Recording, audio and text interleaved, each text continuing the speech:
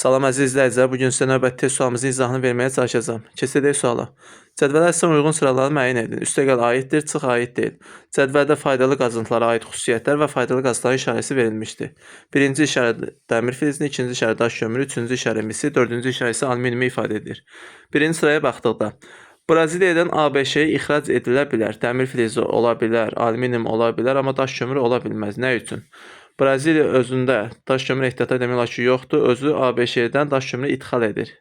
Bir yanlış. Keçdik 2-yə. Azərbaycanın qərb hissəsində yayılmışdır. Azərbaycanın qərb hissəsində dəmir filizi də yayıla bilər, mis də yayıla bilər, alüminium da yayıla bilər. Daş kömürü ümumiyyətlə Azərbaycanda yoxdur. Dəmir filizi Daşkəsəndə, mis, Gədəbəy və Kəlbəcərdə, alüminium isə Daşkəsəndə yayılmışdı. İkinci sıranı götürdük. Doğru sıradır. Üçüncü sıraya gəldikdə maqmatik mənşəli suxulara aiddir. Maqmatik mənşəli suxular filiz faydalı qazıntılara aiddir. Burada da dəmir filizi ola bilər, daş kömür amma ola bilməz. Çünki daş kömür yanar faydalı qazı, yəni çökmə mənşəli. Demək bu sıramız yanlışdır. Digərləri isə üstəgəl olsa belə bu sıra yanlış götürülür. 4-ə keçdikdə maqnit anomaliyası müsbətdir. Maqnit anomaliyası ferromaqnitlik xassəsi olan metallara aiddir. Burada da yalnız dəmir filizinə aid ola bilər. Bəli. Digərlərinə aid deyil. Ümumiyyətlə, daş kömürü isə heç filiz faydalı qazıntı deyil. Yəni ferromaqnitlik ola bilməz. 4-cü sıranı götürdük. 5-ə keçdikdə qara metallurgiyada istifadə edilir. Daş kömürü və dəmir filizi bəli istifadə edilir. Bu doğru. Digərləri isə əlvan metallurgiyaya aiddir. Yəni mislə alüminium.